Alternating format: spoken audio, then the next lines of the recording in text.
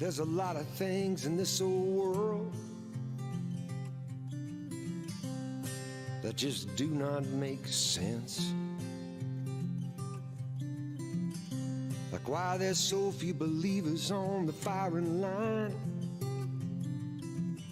while so many others sit the fence. But if you want to know where the Word of God stands, and believe it wants to use your feet and hands, it's time to take your faith out of the seats and into the streets, and come along with me. If you only look, then you will see on WCN-TV.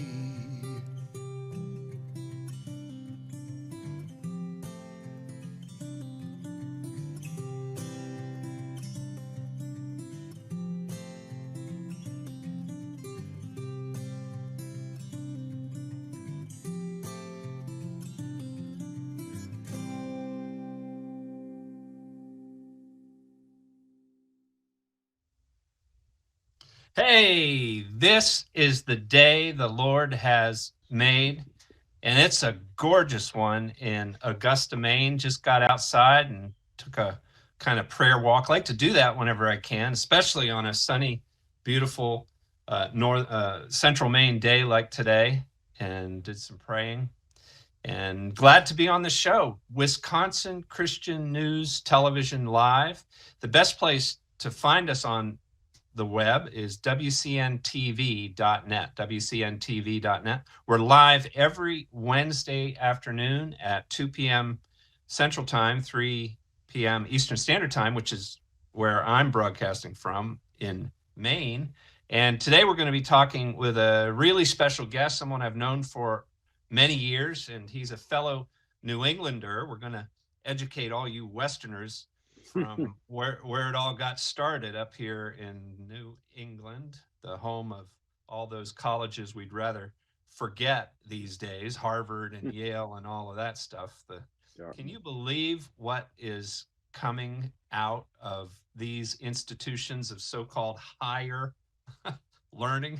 Well, I think we got to rename that saying to institutions of lower learning. Oh my goodness, what a disaster the intellectual class has made of Western civilization. I'm going to give you a quick illustration in a minute of what I'm talking about as a setup to kind of tee up our conversation, start our conversation with our guest today from Camp Constitution. Spent many years working with the great John Birch Society. We'll talk a little bit about that.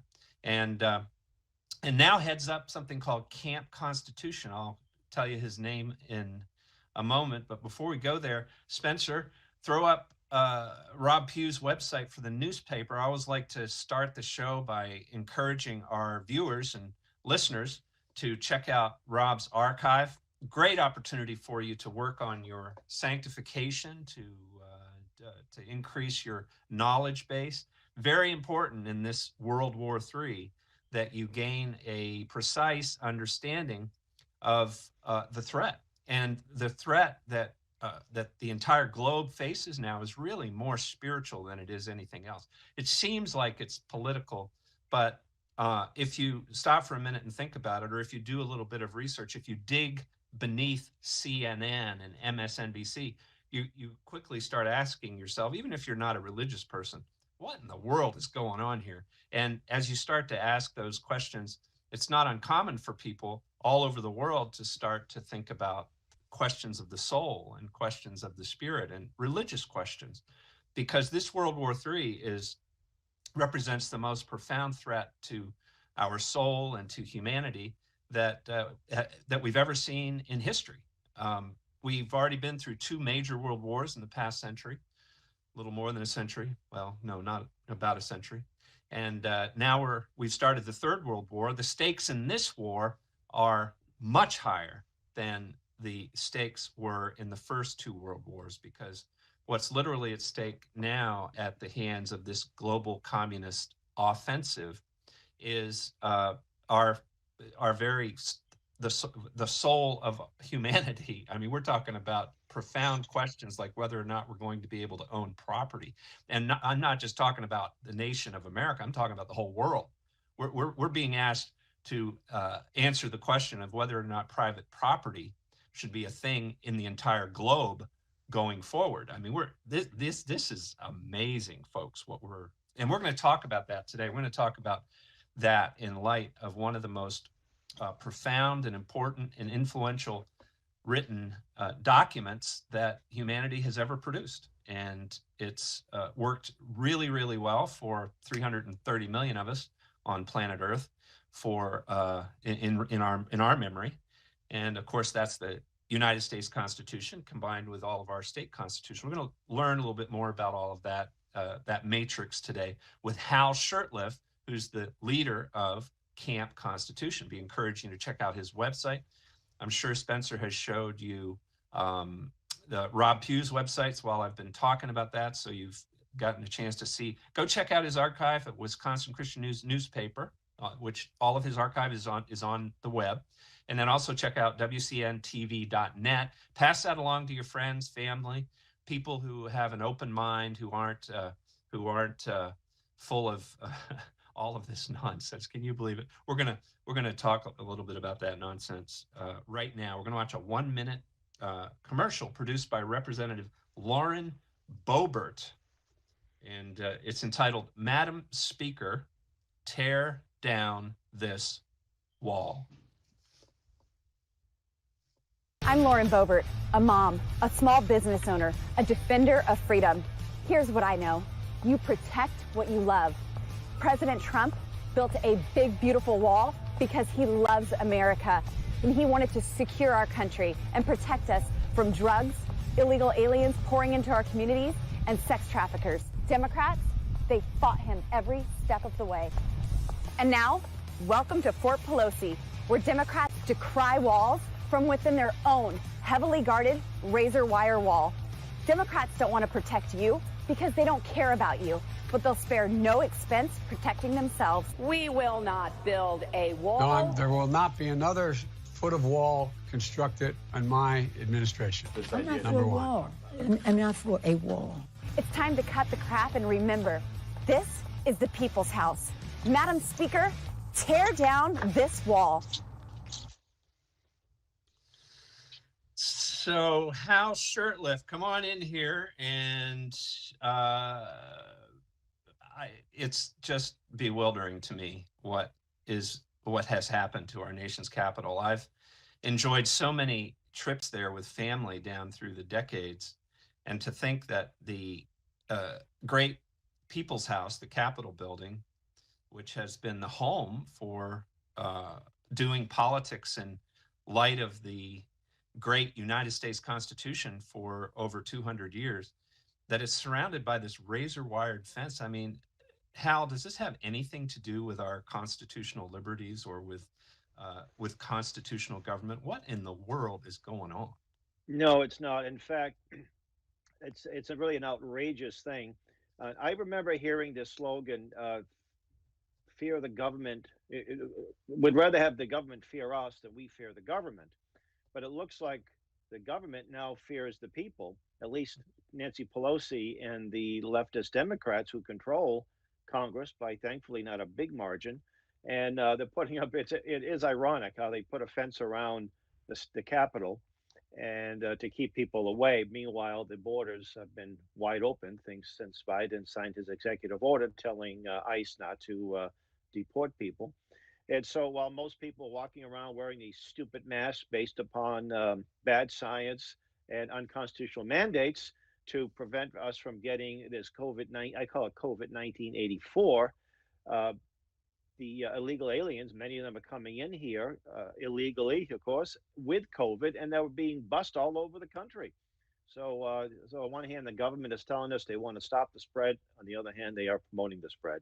So Frederick Bastiat, the great French statesman who wrote a book called The Law back in 1850, I call it the answer to the Communist Manifesto.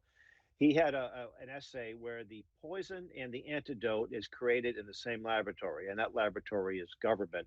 And things don't change much, as King Solomon said. Nothing new under the sun.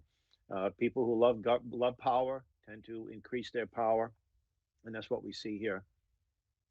So, Hal, I've taken to, as I campaign for governor here in Maine, using the term global communism. Am I exaggerating the threat when I use that phrase?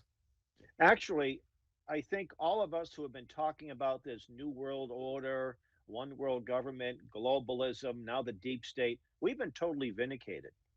You know, back in the 80s when you were reading, there was a great book, None Dare Call It Conspiracy. It was published in 1972 by the late Gary Allen.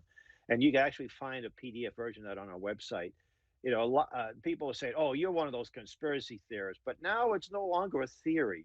They're pretty much open about their intentions. You know, they want to have this some type of. They don't use the word world government. They use global governance. They use terms like sustainable development, Agenda 2030, but all of these terms all mean, of course, the consolidation of power. So it's kind of much easier to again, we don't have to be ashamed of what we believe. It's obvious. It's in the headlines every day now. But the one thing, Hal, that hasn't changed is the willingness of the lamestream media, the legacy media, to double down on calling us conspiracy theorists if we dare to quote the World Economic Forum. Exactly. And you've been doing this for decades. You've in your work with the John Birch Society and now with Camp Constitution, you've been quoting these documents and talking about this direction that sorry about that. Somebody trying to make a phone call into my $1 million studio here in my basement. So you've known about that. None of this is a surprise to you. You've been talking about it, but the lamestream media the whole time hasn't changed. If anything, they've gotten worse. But what's changed is the fact that people are connecting like they've never been able to before using this technology. And it feels to me like the lamestream, what Donald Trump calls the fake news. Fake news. You know, they're doubling down and quadrupling down on the same narrative, the same thing that they've done our whole career working in this field. But it feels like it's losing its potency.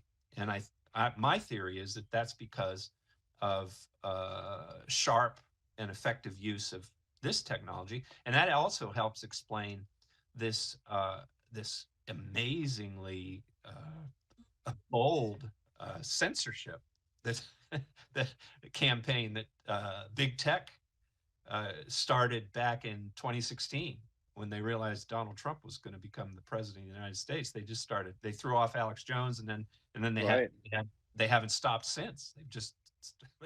They're throwing everybody off. Well, our YouTube channel was demonetized about 1.5 years ago, and I think they're doing what they call shadow ban, because we've had some videos. For example, Professor Willie Soon is one of the world's top climate realists, and he's one of our instructors, and we've got a lot of his videos, and we were getting hundreds of thousands of views. If you put in Willie Soon's name, automatically our videos would show. Now you don't find them. So they're doing some of that, but we can still circumvent that and still get the word out. And I want to give a shout out to this wonderful newspaper, Wisconsin Christian News. I first found out about it from my good friend Bob Roy up in Presque Isle, Maine, some years ago, and I enjoy reading it. And I got a chance to work with Coach Dave Dobermeyer last January, and I hope to do some work with him in April in the Boston area. So, yeah. So Camp Constitution is something that you lead every year, right?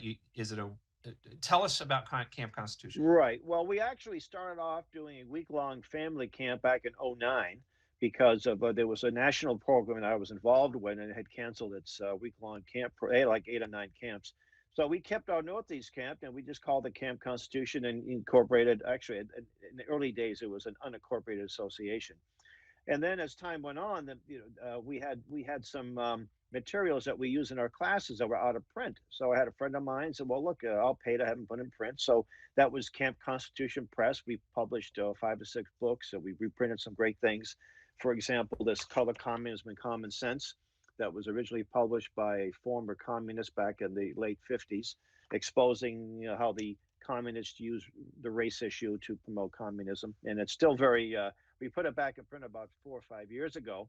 And Reverend Stevie Kraft, our camp chaplain, wrote the foreword to it. And it's been getting a lot of interest since May of last year, as you can imagine, as what we're seeing is what the communists wanted way back in the 30s. And we're seeing it, they don't use the term communism. Now they get a group like Black Lives Matter working, but that's still very, so then in 2017, I became the full-time director of Camp Constitution, before it was a voluntary position.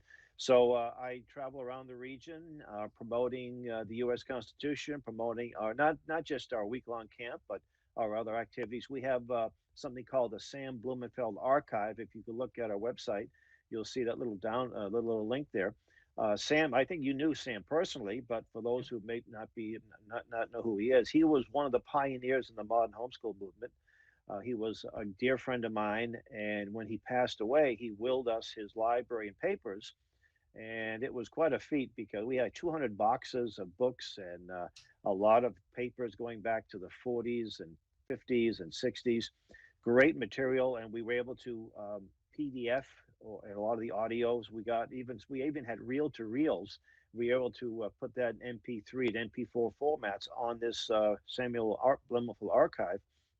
And last year we got over 2 million views by people all over the world, mainly in the United States. It's a great resource for homeschoolers, historians, and teachers, educators. And so that's one of the things we're very excited about. We have a YouTube channel, as I mentioned earlier, a Facebook page, a publishing arm. And we actually have a learning center in Lexington, Massachusetts, just a short distance from the Lexington Battle Green. And we host events there on a regular basis. So we keep busy. So these are interesting days for education.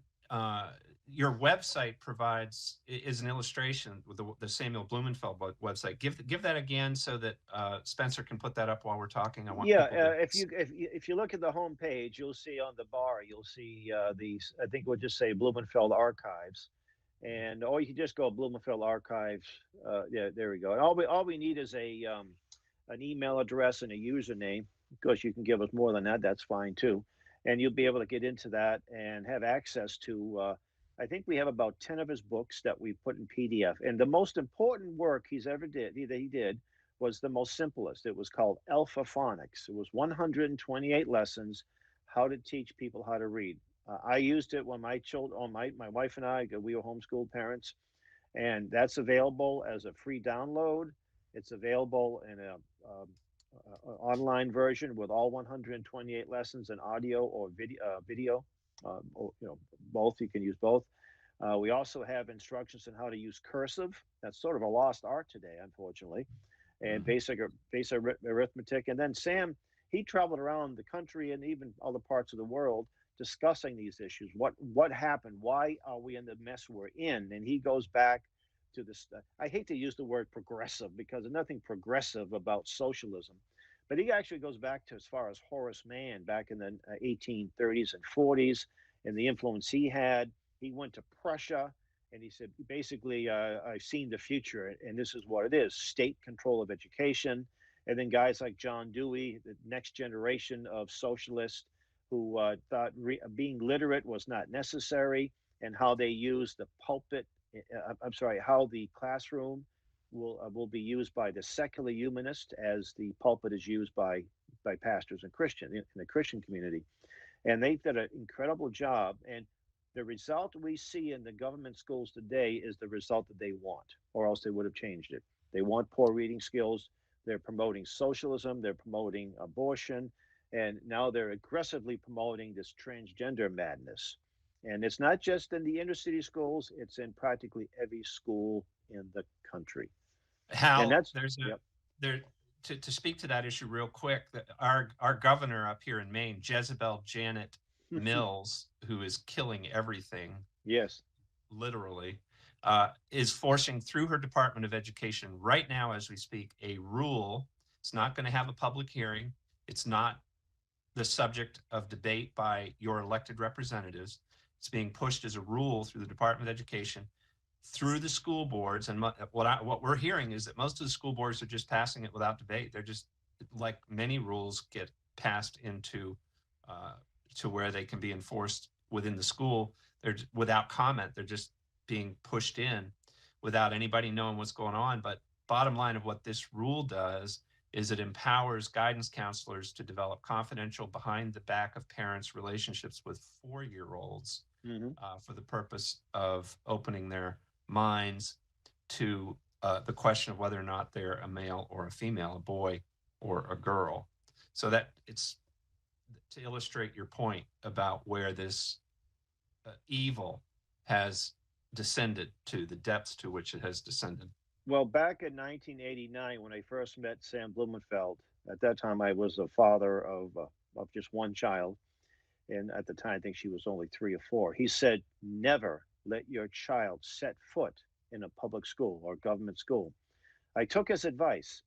In fact, the only time my children did set feet in a school was to attend a church service, and some churches rent out school buildings, or when my daughters have their dance recitals at a high school. That's the only time, but never to be indoctrinated in the classrooms. And I think more and more Christians have come to realize that that's true. And in '89, it may have been a little more challenging to homeschool. Today, while it's somewhat challenging, the technology they have that's out there is enormous. Well, and with COVID, Hal, I mean, it's like everybody's. That's right.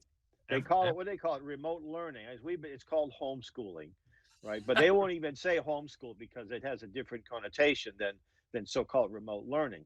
And a lot of parents have now seen firsthand what is going on in these government schools. So the homeschool movement is flourishing, even though they haven't had any conventions in a couple of years. And of course, you and I have attended conventions in Maine and Massachusetts, and I think Pennsylvania and other homeschool venues.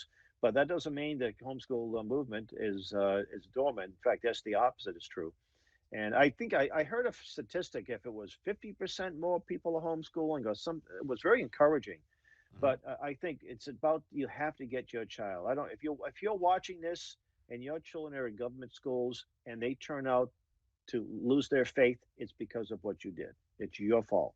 King Solomon said that the fear of the Lord is the beginning of wisdom. You're not going to get that in a government school. They're going to turn you into they're going to promote socialism, atheism, evolution, and homosexuality and transgenderism. That is what they're promoting. So if your child loses his or her faith, you played a key role in that by putting them in that government school. There's plenty of alternatives.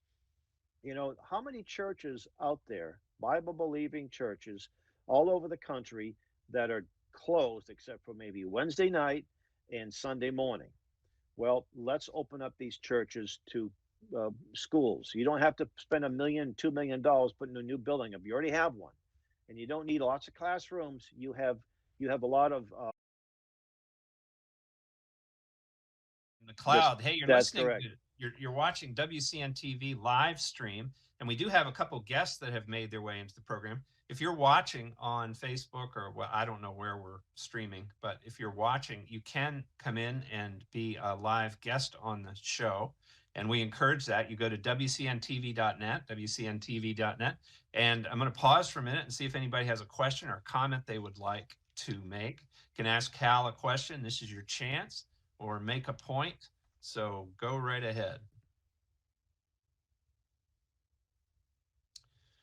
We've only got a couple guests this week. We're hoping to see that grow as time goes on, as we continue to produce the show. But we're talking with Hal Shurtleff from Camp Constitution. Hal, I want to thank you for coming on the show on such short notice. I had another guest to be on. Cancel, and you're unafraid of taking a stand for the truth in public. I know recently we're coming up to a break in 4 minutes, but give us the latest status on that controversy that erupted in Boston over a flag. Wasn't it a flag issue? Yes. Well, we attempted to get a permit to raise the Christian flag on a public access flagpole in front of City Hall Plaza. That was in September of 2017.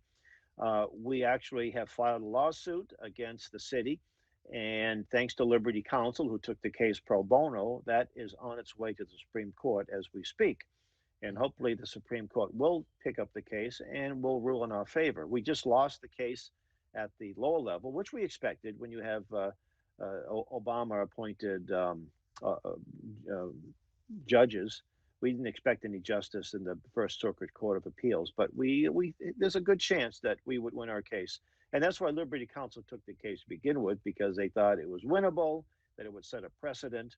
And so that's what we have. So the same city that told us that it's a violation of the First Amendment. It's interesting how the left likes to be constitutionalist. I like to when it comes to something like this, but when it comes to enforcing open borders, they're all sanctuary cities. They're all in favor of flaunting the laws made in pursuance of the Constitution. But it was ironic too. The city of Boston's seal and its flag contains a Bible verse from the Old Testament, from Kings, First Kings, I think. And then they said they changed this. They switched it over to approved government speech. So that flag, and it's just a Christian flag, is just a very very simple looking flag. There's a red cross on the left, in the chevron, I think it's called. That's it. There isn't any Bible verse on there. But the fact is, we call it the Christian flag. They say that it's not approved government speech, but approved government speech includes flying the flag of Communist China, flying the flag of Communist Cuba, flying the homosexual rainbow flag, and flying the transgender flag, just to mention a few. It's interesting, too, that they violate state law every time they fly a flag of a foreign country and without a foreign dignitary being there in official capacity. So they can flaunt that law. But we think we're going to prevail. And we have demonstrated already just how hostile the city of Boston is to Christianity. And it's interesting, our program would have been consisted of a local historian talking about Boston's rich Christian history, the city set upon a hill, that famous sermon on the Arbella by the founder of Governor Winthrop, all the way to Pope John Paul II's visit. There's actually a monument right on Boston Common commemorating that visit, and I think it was 1979. I was overseas in the Army at the time, so I didn't get a chance. A couple of million people were there. It's just Boston has a great, rich history. And we're also going to have a presentation of why Christians need to be involved with racial reconciliation. We know that the enemy wants a race war, and Christians have to stand up and expose this kind of thing. That's why we need to expose groups like Black Lives Matter, and promote Christian groups like Every Black Life Matters. So, and we're gonna that's what we're gonna start talking about when we come back from our break here at the bottom of the hour. Be thinking about any questions or points you might want to make if you're a member of our live studio audience. If you're not in the live studio audience yet, then why not join us? Go to WCN-TV.net and click on that big red button, and it's real easy to come on in. So stay with us through the break, and go ahead, Spencer. Have you been looking for a trusted long-term storable food company? We have a solution for you. Simply Clean Foods is dedicated to providing the best quality food you can buy next to fresh from a farmer's market. Our line of resealable fruits, vegetables, and meats are suitable for everyday use, and you won't have to worry about throwing away valuable groceries ever again. Our food is completely GMO-free, and our stringent quality controls, plus testing for heavy metals, makes us unique in the storable foods market. Simply Clean Foods' primary focus is to bring clean food to people all around the world and change the way we look at freeze-dried food in our daily cooking. When you purchase from simplycleanfoods.net, not only will you be receiving high-quality food, but you will also be supporting veterans in need across the country and those who are affected by natural disasters. Right now, Amazon Prime members will receive fast 2-day shipping. Go to simplycleanfoods.net. That's simplycleanfoods.net. But do it today. At the McClario firm, it all starts with family. We're here to serve you and your family, online or in person. Call today for a free consultation. The McClario firm, your law firm for life. Start. Pornography is a destructive force. It destroys individuals, families, and fuels the out-of-control demand for sex trafficking. 45% of Christian families say porn is a problem in their home, but why aren't churches and public schools talking about this? Fear. People who view porn think they're the only one. It's a lie. Statistically, more people view porn than who do not and struggle in silence. www.lynnfrederick.com. You can find the book I wrote about my own battle with porn and the presentations that I do for churches and public schools. lynnfrederick.com. All right, we're talking with Hal Shurtleff from Camp Constitution, and someone who is featured as a member of their Speakers Bureau on their website is Reverend Stephen L.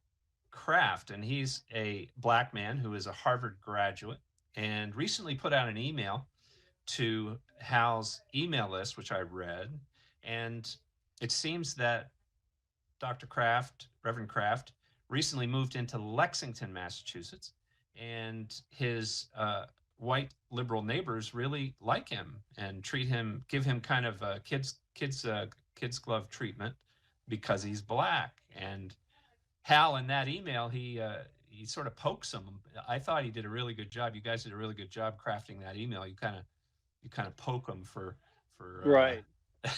for being so nice to Reverend Kraft. This is something that I used to live in Boston. I've lived there all my life. I'm now living in beautiful Alton, New Hampshire, on Lake Winnipesaukee with my family. In the more affluent communities, Milton, for example, which abuts Boston, Brookline, which abuts Boston, you'll see, not everywhere, but you'll see plenty of Black Lives Matter signs, or these stupid little signs that say, in this house we believe love is love, water is life, feminism is for everybody, Black Lives Matter, all this, totally illogical, nonsensical virtue signaling. Well, you see that in Lexington too. Lexington has a black population of about 1.5%, and I was teasing Rev and his wife. I said that's 1.7% since you and your wife moved in, and they actually moved in to be the caretakers of our learning center in Lexington, and Rev and Edith are very personable people, and he's got to know the police pretty well there, and some of the neighbors. I think some of the neighbors find out what he stands for. They sort of, they're not hostile. They just sort of ignore. But that letter, that email was used as a letter to the editor to be sent to the local weekly newspapers in Lexington, basically saying, for all of you well-intentioned liberals, and I would have to assume that they're not all evil, want to see the world come to an end, anti-Americans. They're probably just kind of brainwashed. They went to elite universities. They make good money. Too much CNN, Hal. They watch Don Lemon on CNN, and they kind of believe this stuff. In fact, Edith, Mrs. Kraft, had a MAGA hat on. No, I'm sorry, she didn't. She was downtown talking to this nice old white lady, and they were getting along fine. And then she mentioned that she's voting for Donald Trump, and the woman just about had a heart attack. How a black person isn't supposed to vote for Donald Trump? Don't you know? We know what's best for you. It's condescending racism. So I don't think the letter's been published yet, but I thought I decided it should be used around the country. And the organization that we were promoting in this is a group called Every Black Life Matters, because Black Lives Matter, the organization that came up with that very clever little 3-word slogan, they're not interested in unborn black babies that are being aborted at an alarming rate. In New York City, for example, there are more abortions than there are births of blacks. They don't really care about the black policemen or the black businessmen that have their businesses burned to the ground, or women, they seem to care a lot about gangbangers and thugs who have criminal backgrounds, get in trouble with police, and some of them die. Some of them may be George Floyd, for example. Here was a guy. He was in the cruiser under arrest. He got out. He said, "I can't breathe," long before the policeman actually even touched him. He was behind the wheel of his car.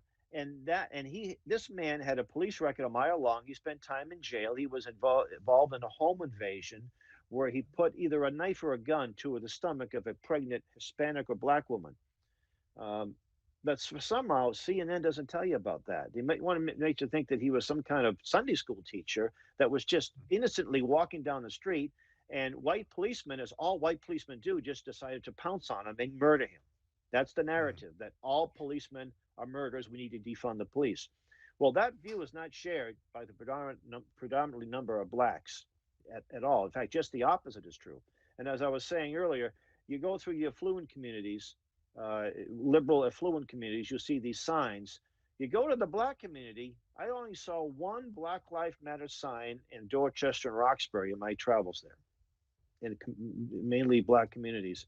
So why is it that these white leftists who live in these unsustainable homes, 5,000, 6,000 square feet with 3 or 4 cars, nice cars in the garage, if not more, why are they so concerned about this? You see, if they're really that concerned about the situation and this so-called white privilege, why don't they give their homes to Black Lives Matter and move into the some little shack or some little substandard housing? They don't seem to do that. It's disgusting what we've allowed to happen to our country. When I say we, I mean I think that New England has to take a lion's share of the responsibility for this craziness, and I'm so glad that you guys are calling them out on it, because this is where America's jurisprudence, American philosophy got its start, and it's they're pointing. They are leading the way into this global communist future that the World Economic Forum is promoting. The intellectual heavyweights behind that support CNN's narrative come to, not exclusively, of course, but there's no lack of support from the Harvards and the Yales and their graduates and the narratives in the Dartmouths. That's right. The Dartmouths that come out of these institutions. And it's very sad how, when you think about the profound truths that are contained in the document that you dedicate your camp to, namely the United States Constitution. I was encouraged to hear you say that Liberty Counsel has the case and that they are optimistic about winning, because that makes me think that even though we watch this, we watch the judiciary turn its back on the appeal Donald Trump made, and so many of us were supporting, to review the election results from November 3rd. We do still have a constitution. Our entire political system is in trouble. It's a mess, judiciary, executive, and legislative. But we still have it. It is in place. It's there, right? And you teach about it, and you're using it. That's right. The Constitution, it's there. It's been ignored. And I know there are some people that love to see it change dramatically to do away with, for example, the Electoral College. The founders were so brilliant there was lots of debate. It took from May to September to come up with this very simple, only couple of thousand words, right? This great document to govern. And it was based on a Christian worldview. And somebody said to me recently, well, I don't see any Bible verses in there. I said, read the Constitution and ask yourself, what type of worldview could that be the product of? It couldn't be the worldview of an atheist, a socialist, a Muslim. It had to be someone with a Judeo-Christian or Christian worldview, because it presupposes man is pretty wicked. And it said that, because of that, you had these checks and balances, incredible checks and balances. And it was made very difficult to amend. And the Electoral College was a safeguard against the concept of majority rule, democracy. The founders wanted nothing to do with democracy. You read some of their comments. James Madison in Federalist Number 10 said that democracies have been spectacles of turbulence and contention, shortening their lives and violent their deaths. They did have the Congress, the House of Representatives, is the people's branch. It is based on population, of course. That was a good thing. The Senate used to be appointed by the elected officials, the state reps and state senators in the states. So at one point, the senators were basically ambassadors from the states to the federal government, and that changed with the 17th Amendment, which is regrettable that was passed. And the president is chosen not by the popular vote, by the electoral voters. So the state of California, with I don't know how many millions of votes, 54 electoral votes, and some of the smaller states as well, they still have a say, because if it was based on the popular vote, this country would be run by New York City, Chicago, some of the other Los Angeles, the cities with big populations, we would have lost our Constitution a long time ago. So we need to. That's a great safeguard. The Electoral College is something that we should never do away with. But what's encouraging is that there's a big growing freedom movement, and we see evidence of it all. And when the Democrats did not. I believe that the election there was some states with definitely irregularities, and I think it would have been enough that Donald Trump should be sitting in the White House. Now, Donald Trump himself is not maybe a staunch constitutionalist, as we would like him to be, but he was a far cry than anything I've seen in my lifetime. And I don't remember Eisenhower, but I do remember Kennedy. I remember that when I was a little guy, about 3 or 4, but every president, and that includes Ronald Reagan, have always promoted big government. Now, big government might have grown smaller, or not as fast, I should say, under a Reagan, but you look at presidents like both Bushes, George H.W. Bush. You can go on to YouTube and put in New World Order George Bush, and you will see him giving a speech in front of a joint session of Congress calling for a new world order. Then he defined it, a UN as envisioned by its founders. Well, I knew who its founders were. And I would think that he was a CIA agent. He's a Yale grad. He's a lot smarter than a lot of people. He could fly a plane. Pretty smart guy. Well,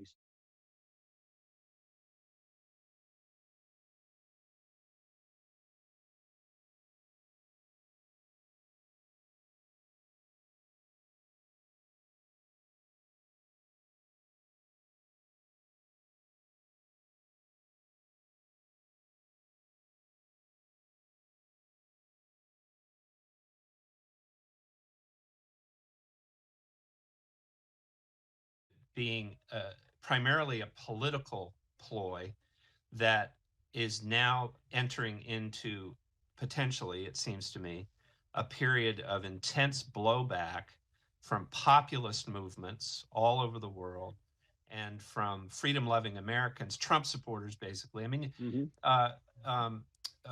Patrick Byrne, in his new book, The Big Rig, indicates, based on his research, and his research is very, very detailed. He was working with some of the brightest minds who were focusing on this election on November 3rd, and he started working with them in the summer of 2020, and he's still working with them today. And he details the work that he did with them and the findings that they made regarding the Dominion machines, regarding the irregularities that you mentioned in some of the states. And he argues that Trump got 80 million votes and Biden got 69 million votes. So you've got the rise of populism in countries all over the world, especially concentrated in Europe, and the populism South America too. South America appears to be rising in America, of course. The Trump movement would have to be described. Could be fairly described as populism, and it appears that there's a little bit of a backtracking beginning to emerge at the World Economic Forum, and some of their videos, they're taking them off Twitter, they're editing them, they're beginning to pivot. I don't know if you've noticed this, but in the last week or two, CNN is beginning to pivot to try to blame QAnon for pushing the Great Reset. When the Great Reset comes from the World Economic Forum, it comes from the globalists. And they're also trying to tell us that groups like the Proud Boys are the ones that are really behind the riots, which is total nonsense. Right. I mean, everybody knows this. So my question is, do you think? I think Americans are, when it comes to politics, a profoundly patient people, and I think that's because of the Constitution, and it's because of this sort of embedded understanding that our government moves very slowly. It moves in years in terms of debating and resolving and coming to terms with things. And that's a good thing too. It's a good thing, yeah. And so I'm beginning. I've always known that my own opinion is this thing's been political from the beginning, the whole COVID thing. But I'm beginning to, and I thought at the beginning that it was that they overplayed their hand with it. They went way too sciencey. And they went way too deep. They went way too deep with the authoritarian response, and I'm beginning to see evidence that I think they've done that. I think they did, and I'm kind of. What do you think? Do you think that we might be moving into a point, to a point where we're going to be able to take the masks off, get rid of the distancing, all that, the lockdowns, all that stuff. What do you think? Well, when it first happened, there was a lot of unknowns. The average person, we're not experts on diseases, so it was sort of like the first couple of weeks, and then as these more, first they said that you had nothing to worry about. Anthony Fauci, the WHO, which by the way is really an arm of the Chinese Communist Party. Oh, this isn't that big a deal. And what the communists did in China is that they canceled all domestic flights, but not international flights, something we found out, a few months later. Yeah. And I remember we were told, go to China. I remember Marty Walsh, mayor of Boston. Go down to Chinatown. Don't be a racist. Don't close off the flights because that's racism.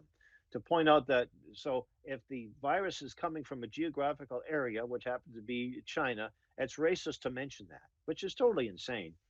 And I was involved with one of the first Open Up Massachusetts rallies. It was a convoy.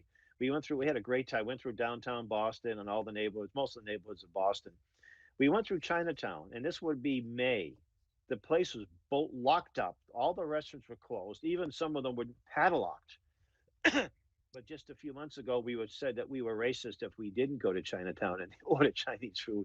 People like Pelosi and other big city mayor of New York was go around, eat, go to Chinatown. Nothing to worry about. Let's have a big celebration. And then all of a sudden, you got to wear a mask. First, Fauci said you don't need to wear a mask. The Surgeon General said you don't need to wear a mask. 2 months later, you got to wear 2 masks or 3 masks. You see, so I knew. And the minute they had the mask mandate, and I was living in Boston, there are not as many freedom-loving people as there are in other parts of the country. The people in Boston, let's say 80% of them, love the mask. They're proud of it. They wear it. They'll wear it when they're driving. They probably wear it to sleep and wear it in the shower. Some of these people are very intelligent. They've got degrees, but they still are so afraid. And of course, in a way, you can't blame them. The media does a good job scaring. They call it panic porn. Oh, every day you hear how many new cases there were. In a case, it could be someone tested positive. And I've known people who've had it, and they didn't even know they had it. They didn't have any symptoms. They got tested positive, so they went home for about 3 or 4 days, and then they got retested. Okay, fine. Well, they become a case. You have a case of it. Here in Alton, I think there's one case in the town of Alton, 5,000 people, give or take, and in the whole county, there might be 30 or 40 cases, and most of these people are just, they have a slight temperature. They've got the flu, right? They got the flu, right? They got the flu. They may even had too much to drink the night before, and they say you've got COVID. And I'm not trying to downplay it. I did have a dear, one of my oldest friends. His mom died of it because she was in her 90s. She had pre-existing conditions. I think something like 80 to 90% of these people that are dying are over 80 years of age. Yeah, Hal, I say that people die with it. They don't die from it. That's right. They die with it. That's right. They die with it. And the statistics bear that out. I mean, the recovery rate, the overall recovery rate over all ages is something like 95%. And that includes all. I think it's even higher than that. Yeah, and when you start going below 60 years of age or 65, maybe even 70 years of age, the number closes in on 100%, and you get down to kids, and they all survive. All the kids survive. And what's nauseating is to see little children with these masks on, and a good engineer, a structural engineer, before there's a project, a building or a bridge, they do a good job of determining the impact of this particular structure or bridge that it will have on the environment, it will have in the local infrastructure. The social scientists didn't do a good job here because there was a lot of things they probably didn't foresee. Yeah, Hal, it begs the question. It makes you wonder if it wasn't intentional. And I've come to conclude, based upon my own reading and listening and research, that it is intentional. No, I agree with that. And they really don't care. The Faucis of this world really don't care. They don't care. Agenda 21 is something that I've discussed for years, exposing it's a UN plan to bring forth this Green New Deal, green community. And this lockdown was really very much a big part of Agenda 21 because people weren't driving.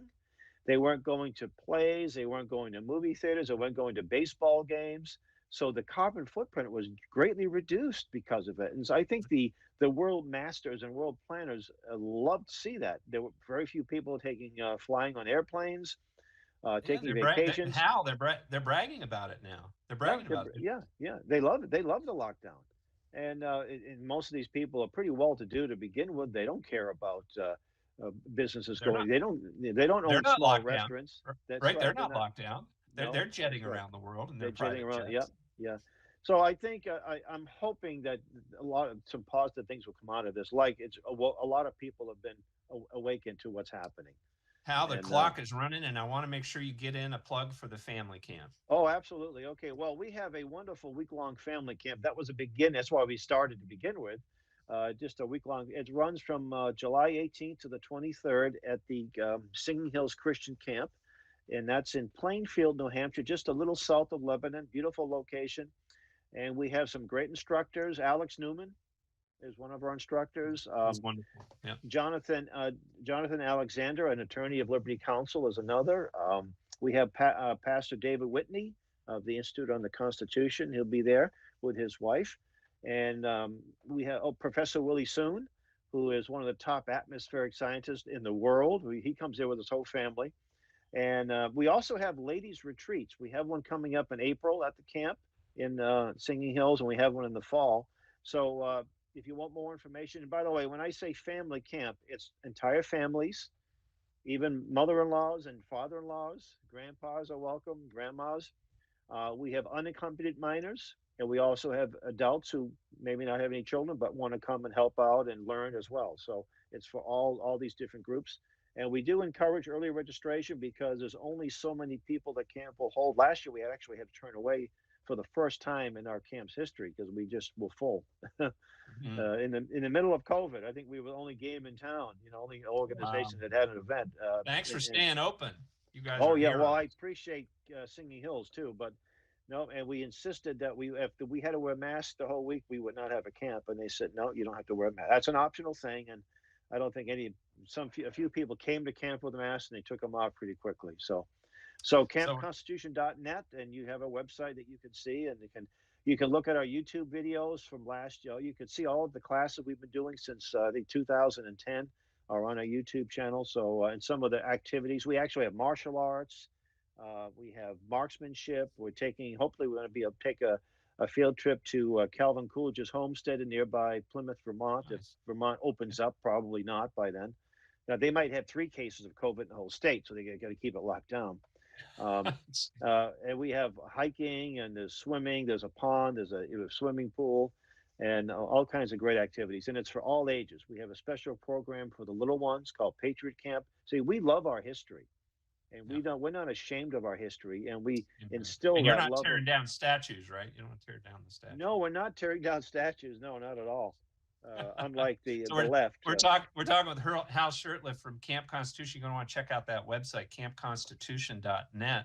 Hal, I always like to end the show if I can on an upbeat note. So what I selected for this week's show is an upbeat country song. So Spencer, hopefully you've got that all queued up. And Hal, I think you're really going to like this one. Go ahead.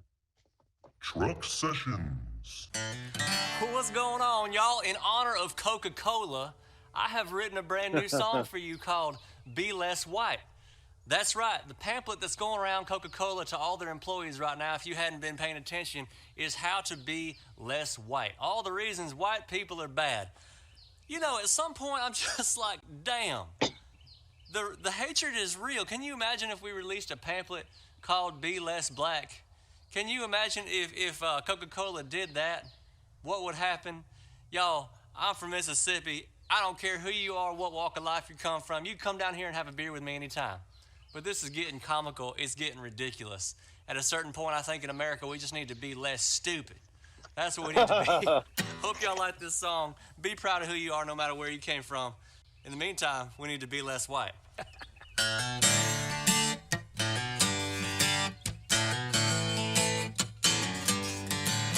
Coca-Cola's done lost their dadgum minds. Yeah, the white guilt's hitting pretty hard this time. I thought I'd seen it all, but as it turns out, I have to change my skin to live this one down. We gotta be less white, be less white.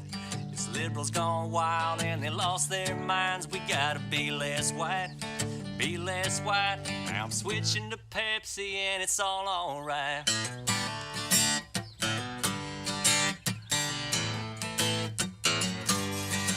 They said to be less white is to be less oppressive, be less certain and less defensive, be less arrogant, try to actually listen. Well, Coke ain't getting served in my kitchen. Be less white, hell, be less white. This liberals gone wild and they lost their minds. We gotta be less white, be less white. Now I'm switching to Pepsi and it's all alright. Well, I got something for your little online training class. Take your little pamphlet and stick it right back up your ass. While I try to be less white, be less white. It's liberals gone wild and they lost their minds. We gotta be less white, be less white. Now I'm switching to Pepsi and it's all alright.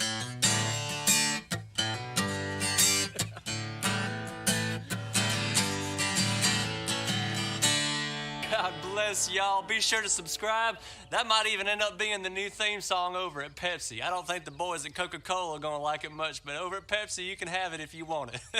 Hey, it's a good thing all that snow thawed out last week. It's getting way too white around here. I'm sorry, I couldn't resist. Y'all be good. All right. So one of the things, Hal, we got, well, just a minute left, but we're with Hal Shurtleff from Camp Constitution. We'll close just with a quick, I'll just make a quick observation about humor. I'm noticing if you're on YouTube, if you're on the internet at all, huge audiences are building behind humorists like this guy. There's a guy named JP who's building a huge audience. Familiar with him. Yeah, and there's others, and they're bringing they're using satire from the right, which hasn't been around in my lifetime. It's, and it's the a new Babylon phenomenon. Bee is another incredible one too. Babylon Bee, and these outlets, which are all humor, satire, are building immense audiences, very popular, and I think it's just beginning. I think we're seeing a major cultural shift now. We're beginning to see a major cultural shift in a better direction. I'm trying to get some of these statues that have been taken down in Boston. I'm telling the officials there that we're starting an the Orwellian museum here in Alton, New Hampshire, and I want to put them on my property so they can be appreciated by people who aren't afraid of our history, aren't afraid of being offended by someone they may not like historically. Amen. Yeah. Amen. Yeah. Don't you, Orwellian dear memory viewer and hole. listener, be offended this week. Don't choose to be offended. I'd show you here, let me show, we'll close with this. I'll show you my new mask that I bought. So can you see it? Yeah, here it is. Good morning. This is the mask I wear. Good morning, liberals. What are you offended by today? So I wore that one today. I got a smile at the sandwich shop. So hey, thanks for tuning in to WCN-TV.net. Go to campconstitution.net. Sign up for family camp this summer. And Hal Shurtleff, thanks so much for. Thank you for having me. God bless you. All right. God bless you all.